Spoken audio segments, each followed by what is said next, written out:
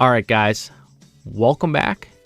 Today we're going to be talking about Technician, why I still think it's the best build in the game for a starter, fully built out level 100. I made this video, I think like 3 weeks ago, a month ago. You guys have absolutely destroyed it. It has like 13,000 views. Thank you guys all for watching that. Today we're going to talk about starter build, end game build. We'll go through my skill tree because I've changed a lot since I made that last video. I've changed a lot in this AP tree as well. So let's get into it. Take a screenshot real quick. And off we go. Let's respec. So we're going to run Technician, your starter. What you do with your first AP points, I suggest, if it was me, get this up anywhere from 80 to 85. But for me, I like it at 82, and then I max the rest of the power out. So we're going to get our power to 60. The reason for that is I can get my driver up. It helps a lot to have your driver at 60. Like power, you need power, but you gotta finesse it. And I'll tell you why my contact's actually low compared to a lot of the other top players. Like I know Stives, who everybody knows and loves here on YouTube, is running less power, and you can run less power, but I'm going to tell you why I think you should be running more later in the video. Swing path, we're going to max that right out. You do not need correction, guys. It's been tested by many people. The correction does next to nothing. It's worthless AP points. So if you're new, get those contact and swing path points up as fast as possible. It's going to help you so much early on. And then late game, a lot of us already have skill points, right? So I'm maxing my shaping out as high as it can go. This allows you to hit a fade without swapping your fade bias. Or, you know, I hit a draw with 82 shaping. I can hit a pretty big fade without swapping the bias, which is huge. You do not want to be swapping your bias, or you want to swap it as little as possible. So rhythm, I've kind of mixed around at putting both of these. I still haven't found a perfect solution to this yet, but I think somewhere in the 70s on both is perfect. I mean, maybe you call it 74-74, right? I don't have a problem hitting rhythm personally. If you have a hard time hitting your rhythm, I would suggest getting that to 80. But the transition's important when you're playing no vibration to be able to hit those, 80% shots, because it gives you a bigger sweet spot. Basically, it's an easier spot to hit. So I kind of like having mid-70s transition. As far as putt weight and putt rhythm, I don't need them. If you struggle with your putt rhythm, add some to this, but I don't think you need it. This is something you can learn and work on yourself. So we're maxing these out. This is my build currently. I think I'm going to stick with this for a while. It's got good power. It does everything you need it to do, and the contact's a little low, but we're going to fix that when we get into the clubs later, which I have fully spec'd out my clubs, and I'm ready to roll my clubs now. So skill tree time. This is where I've changed a lot. So skill tree, as far as the driver, we do want to max this stuff out. All right, you want to get your hit points as big as possible, your hit boxes, which is, this top point and this bottom point. You're going to hear me talk about that a lot in this video. The choke tee shot, it's great. It allows you on the par threes to get better distances. So we get that. We max it out, other than the rhythm, which we don't, like we talked about earlier. I'm going to be skipping rhythm on a lot of things here. Stinger, I max out. A lot of people are iffy on Stinger. I really like it. I think into heavy headwinds, this is a really important shot, especially if you're in TGC and you're in higher end TGC, kinetic, elite, plat. I think Stinger is going to be a necessary shot. There's going to be times where you really want to hit Stinger. And we get the rhythm here just so we can get to power drive. So power drive, I don't have maxed out. I ran out of points. I would like to get this hitbox. I haven't found a way to do it yet.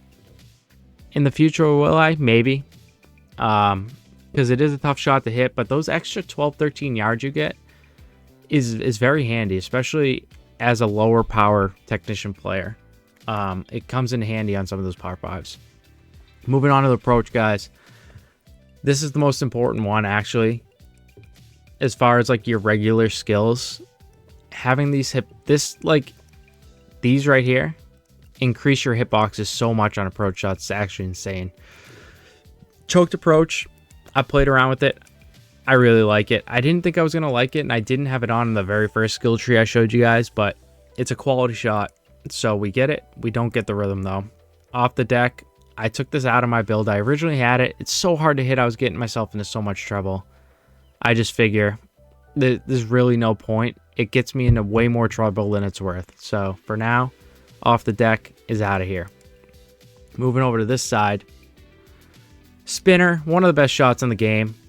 There's not much to say about it. You've heard it from everybody, right? So everybody knows spinner's a great shot. Stops on a dime. There's times you need it in full.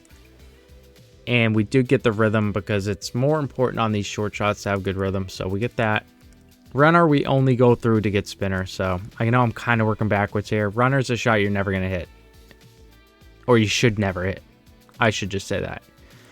And then pitch, we max out because even though you don't use pitch a lot, I think it's worth it to have the hit points big because it's a shorter shot. Your misses get magnified more.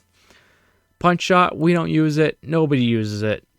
You might use it once every 10 rounds. You don't need to spend any points here. And this is the choked punch, which is one of the most worthless shots in the game. I don't know anybody that's even considering using this. I think you'd be an absolute psychopath if you're running a choked punch shot. Like, what exactly are you doing? Let's start at the top. Flop shot, it's amazing, right? Get you out of trouble, gotta have it, gotta max it out. Super flop, second best shot in the game. Really good, have to have it. Max it out if you want. I don't want the rhythm, mostly because I don't want to waste the skill points and I'm not hitting the recovery shot. I have not tested the recovery shot. I don't really know anybody using it. I don't think it's that important, and it's very, it's 24 to unlock it. Like, there's so many points to unlock this shot. I don't know that it's worth the points, guys. I haven't used it. Don't know anybody using it. That's all I can say about it. Splash shot, we max it out. I have been trying to hit splash shot as a test, like, on up. It's hard to read, man. In the future, I may take these points off and try to put them over into my power drive, like we talked about earlier, but I'm going to still continue to test splash shot and see if we can't just hit something decent and get used to it.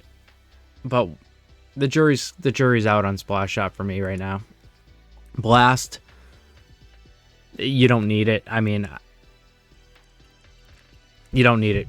You also don't need power pick, but you got to go one way. So pick a direction, go right through it, and get the best shot in the game. Pick, which you need a technician 85. This is the other reason you should be starting with technician, guys, because you unlock pick first. At level 85, you unlock pick. Easily the best shot in the game. Hands down, it's not close. We unlock everything except for the rhythm. I think it's nice to have the hit points. They're pretty small. It's not that it's a hard shot to hit, because it's not. But it's always nice to have the bigger hit points. I know some people are running it without it. I think Respawn in his video the other day said you don't need it. I disagree. I think if you're a super, super, super high-end player, maybe that's true. But if you're, like, then again, if you're playing in these, like, top-end plat tournaments, and it's a difference of, like, minuscule differences make a big difference, I think you're going to want these hit points. So I think you just get them. You bite the bullet, you spend the points. As far as the green goes, we got chip shot maxed out. You're going to use chip a lot, obviously, right? Bump and run. Go to jail if you're using bump and run. I don't know why you would be using that. Putting, we max it out, right? Obviously. Lag putt. No real use for it. We're just going through, kind of. I know some people are using lag putt. I tried it. I don't know. It doesn't matter. We're using it to get through to Texas wedge, which is also a shot you should never be hitting. And we get through that to get the green reader boost. Green reader boost is... I don't know what to make of it, man. It's definitely better than the 4-foot boxes or whatever the starting boxes are. I think they're 4 feet. They're a little bit bigger than a yard. I think this is personal preference. I want to say max it out because the green grids in general are so bad in this game. It should, in theory, help with like all these ghost breaks everybody's getting. But I get so many ghost breaks, it hasn't really helped in that regard. So what I would suggest is unlock green grid, get at least 2 of these. Get at least 2, because 2 is going to get you close to the 2K23 grids. And then from there, decide whether you want 2, 3, or 4, and then just stick with it. It's going to be preference. This one's really preference. I just think the smaller the better for me personally, because like I said, it may save me from 1 or 2 bad breaks around, and that could be a huge difference.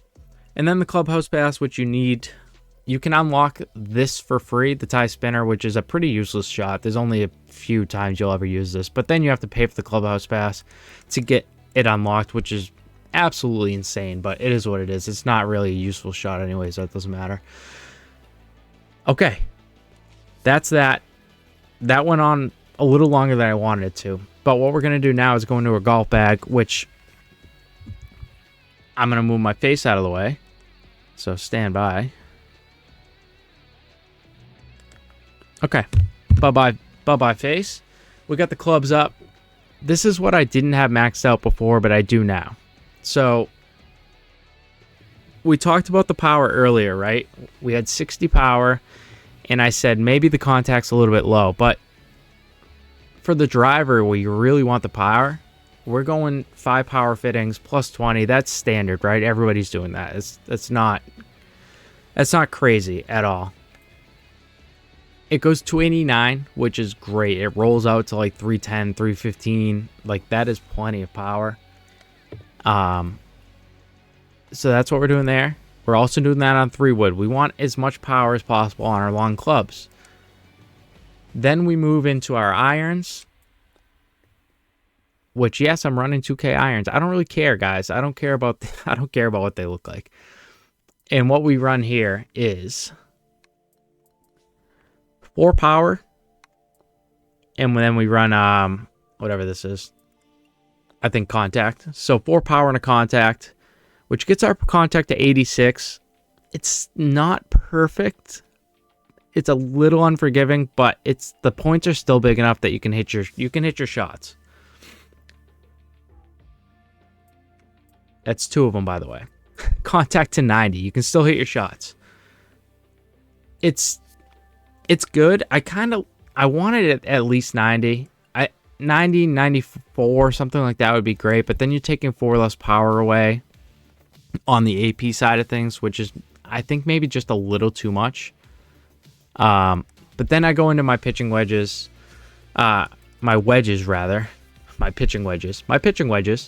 We go into our wedges, and this is where we say, screw power, we don't need it. We need to be precise. So we get 4 contact fittings, and we get a swing path fitting. That maxes us out to 99 swing path, and it's, I think, like 98 contact. It's very forgiving. You can miss by a couple of degrees, and this does not send you off. Same with this. I have just one random 2K wedge in there. I don't know why, but same thing.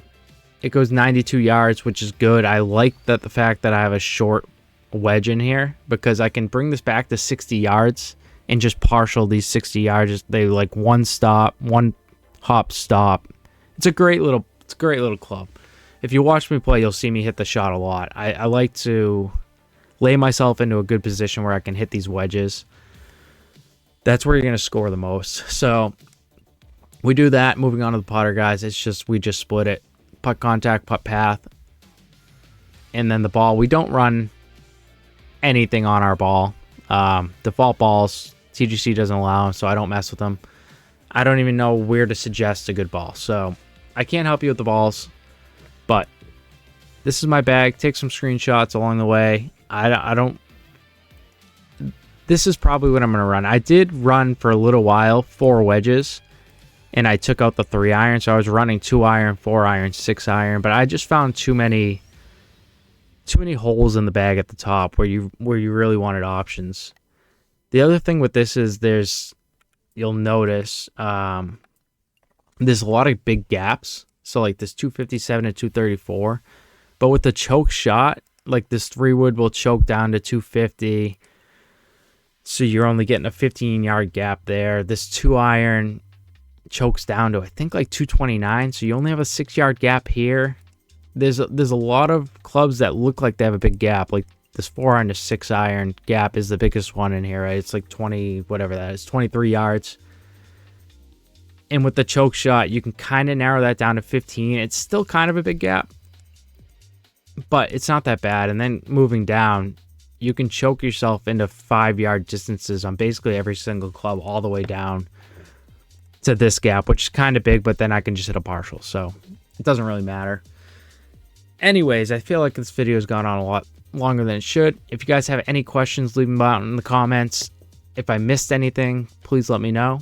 And we'll do another update video in another, let's call it a month, because I'm probably going to still keep testing. I'm pretty close to where I want to be, though. So if you like the video, leave it a like. I appreciate it. I love you all. See you tomorrow.